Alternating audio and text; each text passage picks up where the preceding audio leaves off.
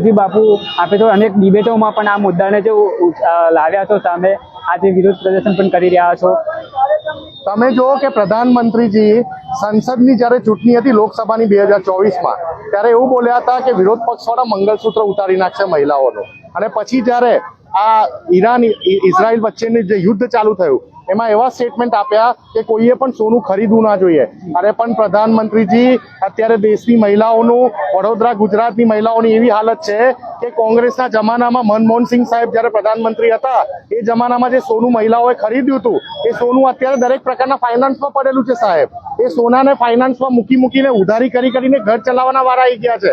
મહિલાઓના બજેટ ખોરવાઈ ગયા છે। આજે તમે જો કે 89 રૂપિયા માત્ર 3 મહિનાની અંદર જે આપણો ઘરેલું ગેસ કહેવાય એ ગેસના બોટલના ભાવ વધારી દીધા। સીએનજી, પેટ્રોલ, ડીઝલ, કેરોસીન, એક પણ એવી પ્રોડક્ટ નહીં હોય ઓઇલને લાગતી વળગતી જે વધારી ના હોય। સ્લો પોઈઝન આપીને ભારત દેશની જનતાના ખિસ્સા ખાલી કરવાનું જે ષડયંત્ર આ ભારત દેશમાં રચાઈ રહ્યું છે। એપ્સ્ટીન ફાઇલ મંત્રી એટલે કે પેટ્રોલિયમ મંત્રી હરદીપુરી એક બાજુ એવું કહે છે કે દેશમાં પેટ્રોલ નહીં ખૂટે, ડીઝલ નહીં ખૂટે, અને બીજી બાજુ 10-10 રૂપિયા, 11-11 રૂપિયાનો ધરખમ વધારો કરી દેવામાં આવતો હોય। આ સાબિત કરે છે કે પ્રધાનમંત્રીની વિદેશ નીતિ ફેલ ગઈ છે। આજે બીજી એક તરફ તમે જુઓ કે મોંઘવારીનો માર છે અને બીજી બાજુ આપણા 3 જહાજો ઉપર અમેરિકા મિસાઇલ ફેંકતું હોય અને એ કમર્શિયલ જહાજો જે પેટ્રોલ, ડીઝલ, ક્રૂડ ઓઇલ લઈને આવતું હતું ભારત દેશમાં, અને આ પ્રધાનમંત્રીના ઉપર એક શબ્દ ના બોલતા હોય। આ કયા પ્રકારનું, હું જાણવા માંગીએ છીએ, દેશ જાણવા માંગે છે કે કયા પ્રકારનું કોમ્પ્રોમાઇઝ કરવામાં આવ્યું છે ટ્રમ્પ સાથે। દેશ જાણવા માંગે છે। આજે તમે જુઓ કે વડોદરામાં પણ કેટલી વખત જ્યારે અફવા ઉડતી હોય તો લાઈનો લાગતી હોય પેટ્રોલ ડીઝલ માટે। આજે ખેડૂતોને ખેતી કરવા માટે ડીઝલ પૂરતું આપવામાં નથી આવતું। ઇન્ડસ્ટ્રીયલ ડીઝલની પણ હાલત કેટલી ખરાબ છે। ખેડૂતોને ખાતર નથી મળી રહ્યું। એક તરફથી વરસાદ ડીલે થઈ રહ્યો છે। વડોદરા શહેરમાં ગંભીર પરિસ્થિતિનું નિર્માણ, પાણીના વાંધા પડવા લાગ્યા છે। એવા સમયે ભારતીય રાષ્ટ્રીય કોંગ્રેસ વડોદરા શહેરની તમામ વિધાનસભામાં આંદોલનના માર્ગે છે।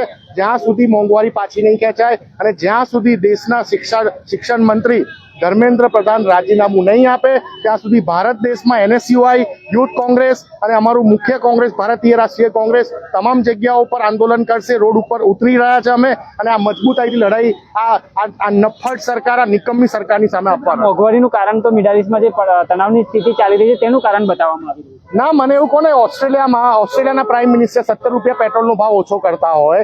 આજે તમે જુઓ કે રૂપિયો આપણો એશિયામાં સૌથી નોન પરફોર્મિંગ કરન્સી બની ગઈ હોય, આપણા પડોશીઓની જે કરન્સી છે એ ડોલર સામે મજબૂત થતી હોય, તો ભારત દેશમાં કેમ હાલત? અરે ભાઈ, 2013-2008માં જ્યારે વૈશ્વિક મહામંદી આવી હતી ત્યારે પ્રધાનમંત્રી મનમોહનસિંહ સાહેબે આપણી જીડીપી દર 8.4% પ્લસમાં રાખેલો। જ્યારે દુનિયાના મોટા સત્તાધારીઓ, જે મોટા સુપર પાવર કહેવાય, એમનો જીડીપી માઇનસમાં ગયો હતો। અમારા જનનાયક રાહુલ ગાંધીજીએ તો માર્ચ મહિનામાં જ કહી દીધું હતું કે ભારત દેશમાં મોટો આર્થિક સંકટ આવવા જઈ રહ્યો છે। હજી તો આની શરૂઆત છે। હજી તો દેશની જનતાએ ઘણું બધું જોવાનું છે।